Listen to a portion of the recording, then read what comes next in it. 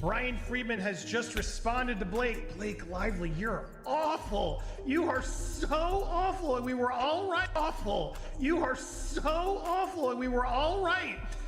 Let's get into it. Before I get to the update, I gotta update you, though, for those that don't know. We reported yesterday that Blake Lively's lawyer allegedly threatened Taylor Swift and extorted her to release a public statement in support of Blake, or text messages would be released. They also accused Blake of asking Taylor to delete text messages. This was the original letter that was sent by Bryan Freedman. Well, Blake Lively's team was very quick to respond. I've never seen them respond so quick because this headline went everywhere. And so they quickly responded to all the outlets. Well, no, we deny it, this isn't true, blah, blah, blah, blah. And of course, because the media's in their pocket, all these outlets are just bending over. And yes, Blake's response is here as well. I've never seen more people get what they want through the media coverage than these two. It's wild. But Bryan Freedman responded to this. This was a letter where they, it should be noted, this was anonymously sourced, and they're just abusing us again, and this is categorically false, blah, blah, blah, blah, blah. There's no evidence. Meanwhile, it's not signed by Gottlieb. It's not signed, I swear by, this is false. It was signed by Ezra Hudson, a different lawyer, not from that firm, which was odd to me. It was a big red flag. Well, if you're gonna come out so fiercely and deny it, maybe get the lawyer who's being accused to deny it themselves. Well, Bryan was quick to point that out. In his response this morning that just dropped hot off the presses, we write in response to this letter to strike our motion to ask the court to strike my letter. The letter was submitted in response to Ms. Lively's consolidated defendant, Ms. Reynolds, together defense, on purporting to inform the court of their request to intervene in an action pending before a different federal court relating to a motion of Taylor Swift's company, Venable, to quash the subpoena served on them by my office. The premise of the motion is that I made a deliberate and shameless misinterpretation to the court that the facts set forth in the May 14th letter are false and unfounded. That is not so. Attached here too, as Exhibit 1, is an affidavit executed under penalty of perjury, stating the factual basis for the statement set forth in my letter. Notably, the motion is not signed by Michael Gottlieb. I noticed that too, Bryan Freedman, whose conduct gave rise to my office's influence on a subpoena to Taylor. Everyone's obsessing over the sudden withdrawal of the subpoenas served to Taylor Swift's team, but almost nobody is asking the question that actually matters. What was handed over to make that disappear? Because subpoenas don't just evaporate, not in cases this high profile, not when reputations and millions are on the line. Something shifted behind the scenes, and whatever it was, it moved fast. At the center of this legal shakeup is a motion filed by the Venable law firm to quash a subpoena tied to Taylor Swift's company. The filing accuses the issuing office of misrepresenting key facts, strong language, serious implications. But here's where things get interesting. The signature trail doesn't point where most expected. Instead of the usual name attached to a filing this heavy, attention circles back to Bryan Freedman, the powerhouse attorney representing Justin Baldoni. That detail alone changes the temperature of the room. Multiple insiders now suggest Freedman's involvement, paired with Taylor Swift's reported cooperation, may be the very reason this legal thread started unraveling. And that raises a much bigger question. Was this damage control, strategic distancing, or something that looks dangerously close to betrayal? Taylor's long-standing friendship with Blake Lively and Ryan Reynolds has always seemed untouchable. Vacations together, public praise, Instagram tributes, even subtle lyrical nods in songs. On the surface, they've been Hollywood's golden trio, solid, united, untouchable. But now, the silence feels louder than any statement. Rumors are swirling that Taylor's legal team quietly provided confidential material to Freedman's side. Nothing officially confirmed, no documents released publicly, but according to multiple sources, whatever was shared carried enough weight to trigger the subpoena's sudden withdrawal. That's not minor, that's momentum shifting. On one hand, you could argue it was a self-preservation move. Taylor Swift is a global brand. Being dragged into a legal firestorm between close friends is the last thing any superstar wants, especially one whose image is built on precision, control, and loyalty. Protecting her name makes sense. But here's what doesn't sit quietly: the complete radio silence. No public statement, no subtle defense of Blake, no carefully worded clarification, just quiet. And in high-stakes legal drama, silence is rarely random, it's strategy. Think of it like a chessboard. If Blake is the king in immediate danger, Taylor is the queen, powerful, mobile, and too valuable to lose. By offering selective cooperation behind closed doors, she may have secured her own protection without ever stepping into the spotlight, a move that keeps her image polished while potentially leaving Blake and Ryan exposed. It's cold, but it's effective. Celebrity crisis management at this level isn't emotional, it's calculated. Taylor's PR machine is known for airtight execution. If a subpoena threatened to drag her into depositions, headlines, and cross-examinations, neutralizing it quickly would be priority one. And sometimes neutralizing something means giving just enough to make the pressure go away. Here's where things get even more delicate. Sources suggest the intel shared didn't just shield Taylor, it may have strengthened Baldoni's legal positioning. If that material contradicts Blake's claims or weakens her narrative, it explains the sudden energy shift in this case. It explains the frantic tone coming from Blake's side. It explains why momentum feels like it flipped overnight. Blake and Ryan likely assumed their inner circle was sealed tight, trusted, loyal, unbreakable. But if even a fraction of these rumors hold weight, then the foundation isn't as solid as it once appeared. And that's the real twist. Taylor may have protected her crown, she may have avoided depositions, she may have kept her brand spotless, but if her quiet cooperation tilted the board, then this wasn't just legal maneuvering, it was a power move. The only question now is whether it was survival or sacrifice. The board. Here's more details on that source. I, Bryan Freedman, representing all the Wayfarer parties. I submit this affidavit in opposition to the motion to strike by Blake Lively, elaborating the basis for the subpoena to Taylor Swift. On February 14th, 2025, I received a voicemail from a person very closely linked to Taylor Swift, whom I subsequently called back the same day. Out of respect for the individual in question, I am not identifying them at this time. However, should the court direct me to do so, I will comply with a court order. During the February 14th phone call, which lasted approximately 1 hour, the speaker told me that they had been informed that J. Douglas Baldridge, counsel for Taylor Swift, and a partner at Venable, had received a phone call from Michael Gottlieb, counsel for Blake Lively and Ryan Reynolds, during which Mr. Gottlieb requested, on Miss Lively's behalf, that Taylor Swift make a social media statement in support of Miss Lively, given her absence from the Super Bowl that year, and stated that if Miss Swift failed to do so, Miss Lively would release 10 years of private texts with Miss Swift. The individual also told me that they had been informed that Miss Baldridge had accused Mr. Gottlieb of extortion and ended the call. During the same 14th call, the individual told me that they had been informed that 4 or 5 months earlier, Miss Lively had requested that Miss Swift delete her text messages with Miss Lively. I was connected to this individual through a mutual friend who informed me that the individual wanted to talk. We have had several phone calls since February 14th. On a later call with the same individual, the individual told me that Mr. Baldridge had sent a written communication to Mr. Gottlieb relating to their phone conversation. My office issued a subpoena to Taylor Swift for the purpose of seeking the aforementioned written communication. I swear under penalty of perjury. Guys, do you get how big this is and how much this is exploding in Blake and Ryan's face? This is unreal. Bryan Freedman doesn't just fight legal battles, he restructures the battlefield before anyone realizes the war has even started. As Justin Baldoni's attorney, he's built a reputation on one thing: turning pressure into leverage, and leverage into control. And in this unfolding legal storm, his strategy doesn't just look intentional, it looks surgical. For anyone unfamiliar with his track record, Freedman isn't your average Hollywood litigator. His name surfaces when reputations are on fire, when studios are scrambling, when careers hang in the balance. He's the lawyer people call when they don't just want defense, they want dominance.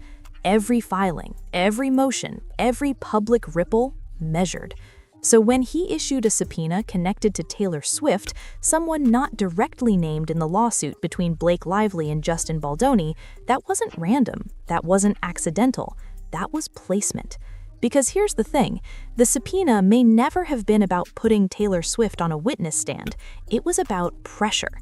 Taylor Swift is one of the most protected brands in entertainment. Her legal and PR teams are famously proactive.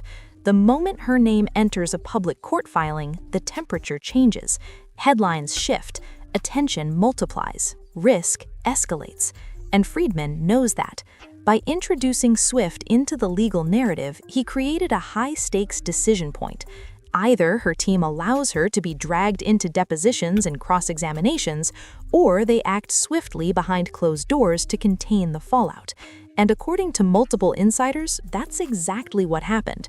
Rather than let her name spiral through a public courtroom spectacle, Swift's team allegedly engaged quietly. No press conference, no outrage, no dramatic rebuttals, just action. Sources claim behind-the-scenes material was provided, not necessarily explosive, but strategically significant, enough to neutralize the subpoena, enough to give Freedman what he was after: leverage. This is where Freedman's reputation truly shows. He understands that legal tools are also narrative tools. A subpoena isn't just paperwork, it's pressure. It forces responses, it exposes fault lines, it tests alliances. And once Swift's name became part of the equation, the storyline shifted instantly.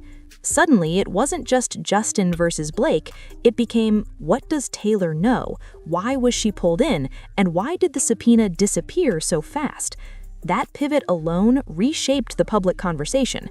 Insiders now suggest that whatever context Swift's team allegedly provided gave Baldoni's camp sharper clarity, especially regarding internal dynamics, timing, and Blake Lively's legal positioning.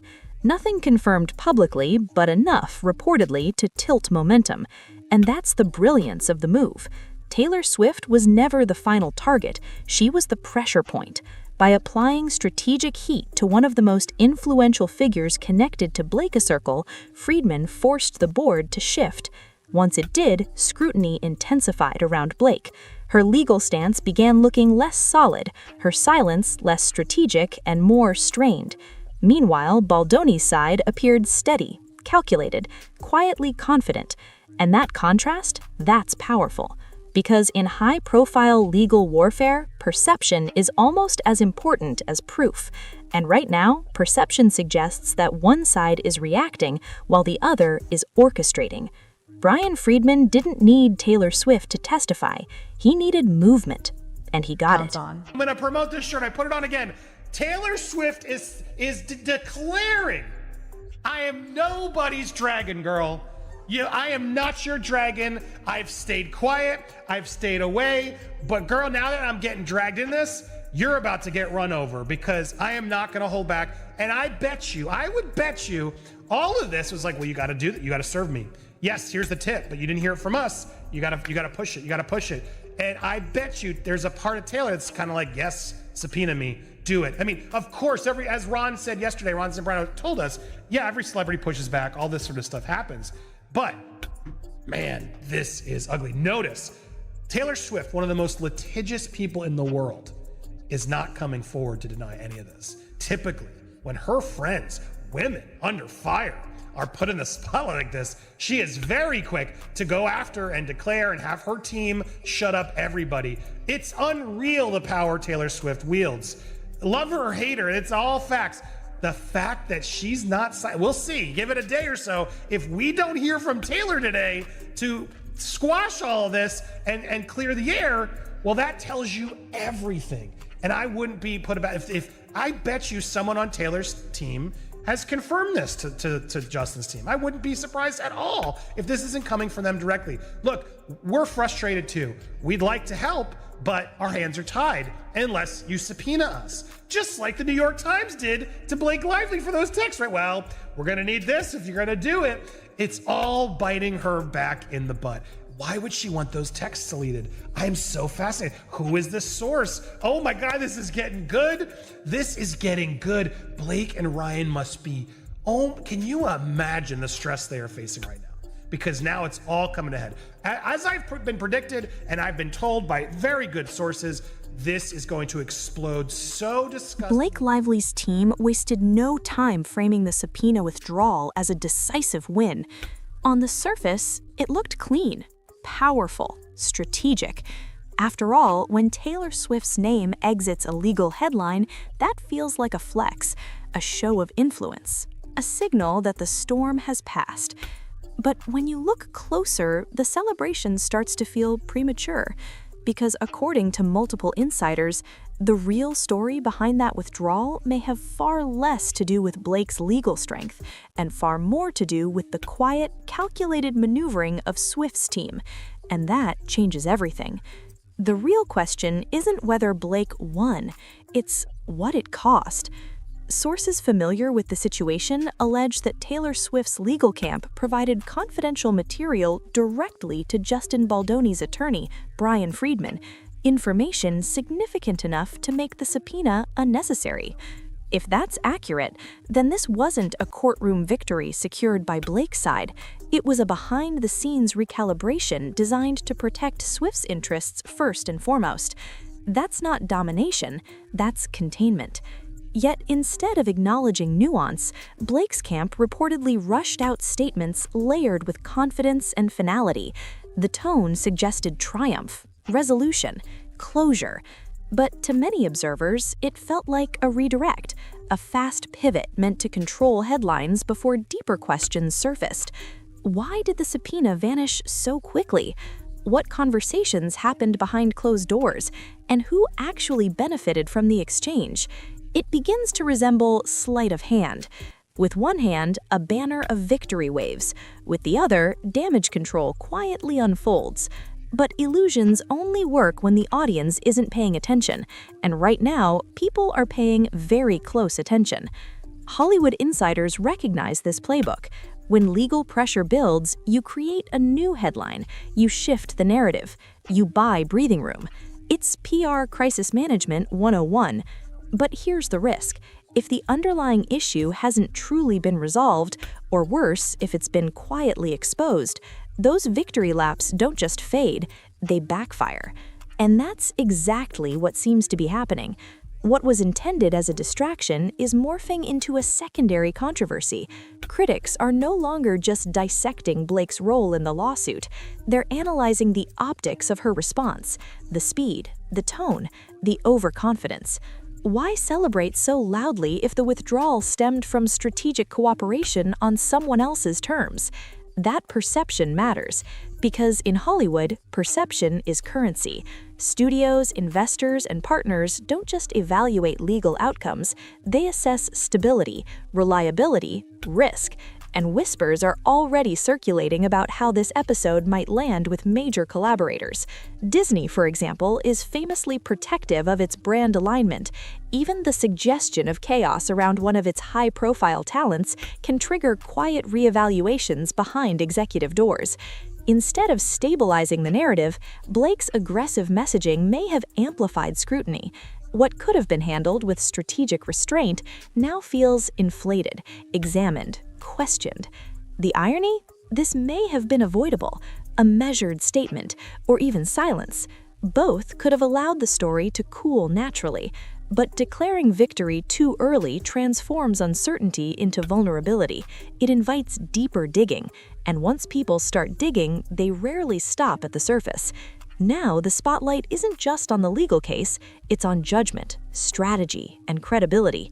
And in high-stakes Hollywood power plays, credibility is the one thing you can't afford to gamble. Blake Lively's attorneys told TMZ, "We are pleased with the result of today's hearing and eager to move forward immediately with the discovery in this case. The court granted our request that all attorneys in the matter actually follow the rule of the law and not make any statements that could prejudice a jury. This case deals with serious allegations of SH and retaliation. We will hold the defendants accountable, and we will be confident that once all the evidence is submitted in the matter, Miss Lively will prevail." Okay, well, we'll see. That's Blake Lively's side trying to declare it a win because, the judge did sort of say you must follow the law. But Justin Baldoni's team clearly also declaring the win, as TMZ is also reporting it, scored a legal win because There was no gag order placed. That's what Blake Lively was trying to do. Blake was also trying to not have this lawyer, Bryan Freedman, depose her, and she lost that as well. So while they're spinning it in their favor, yes, Bryan's got to be a little bit more careful. Clearly, he's still out there making statements, just like Blake Lively's team is doing. He doesn't seem to be releasing anything else, and I suspect we're going to start getting less from this side as evidence and filings go, because look, judging by another legal analysis I've watched of this hearing today, they got to be careful at this point. They got everything out. It's all right. Now stop. Be careful. Don't keep doing what you're not supposed to do. That's where we currently stand on things. We will see. Could Blake Lively's legal battle with Justin Baldoni, now complicated by Taylor Swift's unexpected involvement, actually threaten her standing with Disney? That's not fan fiction. That's a serious industry question. For years, Disney has been one of Blake Lively's most valuable professional alignments. Her polished, elegant, family-friendly image fit neatly within the studio's carefully curated brand identity. Disney doesn't just cast actors, it partners with personalities who reflect stability, relatability, and global appeal. Blake checked those boxes. But controversy changes calculations, and right now, her name is orbiting legal drama, internal disputes, alleged behind-the-scenes tension, and whispers of strategic maneuvering involving Taylor Swift's team and attorney Bryan Freedman. Whether proven or not, the optics alone create instability, and Disney does not gamble with instability. If reports are accurate that Swift's legal camp quietly provided information to Baldoni's side, information that may reshape the narrative, then this situation becomes more than a feud. It becomes unpredictability, and unpredictability is the one ingredient Disney historically avoids. This isn't about declaring guilt, it's about brand insulation. Disney sees itself as more than a studio. It's a global, family-facing empire built on trust. Its talent roster doesn't simply appear in films, they anchor franchises, merchandise lines, theme park integrations, and multi-year marketing campaigns. Even indirect controversy can create hesitation. History supports that pattern. When Johnny Depp's legal disputes with Amber Heard escalated, Disney swiftly distanced itself from the Pirates of the Caribbean franchise moving forward. When Gina Carano's social media controversy intensified, Disney severed ties with The Mandalorian. In both instances, it wasn't about court verdicts tied directly to Disney, it was about risk management. Blake's situation is different in detail, but similar in tone. What began as a legal clash with Baldoni has expanded into a layered controversy. Allegations of on-set tension, questions about narrative control, leaked communications, and now the added volatility of Taylor Swift's rumored cooperation shifting legal momentum. Even if much of it remains speculative, the headlines exist, and headlines matter. Disney thrives on clean promotional cycles, family-oriented press tours, carefully managed media narratives. Extended controversy complicates that machinery. There's also the ripple effect to consider. If Disney were to quietly reassess its association, it wouldn't necessarily make a dramatic announcement. These decisions often unfold internally. Projects pause, contracts stall, opportunities shift elsewhere. Hollywood turnover is swift. When one A-list name wobbles, another rises. For now, Disney remains publicly silent. But insiders consistently note that when reputational turbulence builds, executive rooms get very active behind closed doors. Risk assessments are conducted, public sentiment is analyzed, contingency plans are drafted. Disney's loyalty isn't personal, it's strategic. The real question isn't whether Blake can survive headlines, it's whether the headlines create enough uncertainty for major partners to reconsider long-term alignment. Because in Hollywood, you don't always lose standing through scandal. Sometimes you lose it through sustained doubt. And if Disney begins even a quiet recalibration, that move could define the next chapter of Blake Lively's career far more than any courtroom outcome ever could. There doesn't have to be evidence at this point in the lawsuit. It's just filing a response and answer sufficient to move forward beyond this one point. And for purposes of what that requires, it's being done. The evidence will come later in discovery, which conveniently for Jones and Lively will probably be subject to a protective order and never really see the light of day before trial, which we talked about in the last one. So these are low-hanging fruit statements, in my opinion, about like, well, they haven't presented evidence. Like, well, they're not in trial. You're not asking for evidence. You're just making these allegations, and they're preparing this document that they have to prepare under the law to defend themselves, and that's what they've done. This is really yes, they're deflecting because they have to defend themselves in this lawsuit, but at the same time, they don't have to present evidence at this particular moment in time. They just have to. That'll come later. Now, whether or not Jones's team or Lively's team is going to be like, oh, we're going to talk about all this evidence. They probably will not want to, because again, this is looking really, really bad for Lively and Jones with regards to this lawsuit that was created to assuage the New York Times' fears. What the New York Times should or shouldn't have done is a different story, but I think this is really, really bad for Lively's team and for Jones. So all the gusto they're showing, that's nervousness. It's not proving it to you.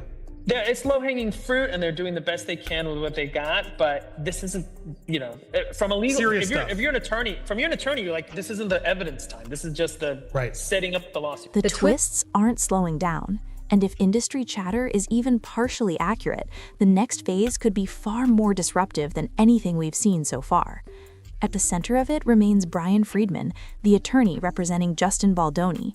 Known for aggressive leverage tactics and strategic pressure plays, Freedman has built a reputation not just for defending clients, but for reshaping the terrain of the conflict itself.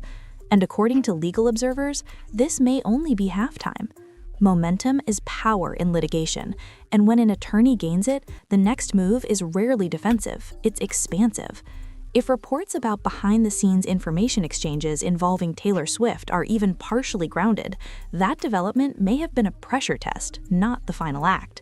What could come next? Speculation centers around the possibility of additional subpoenas, not symbolic ones, consequential ones.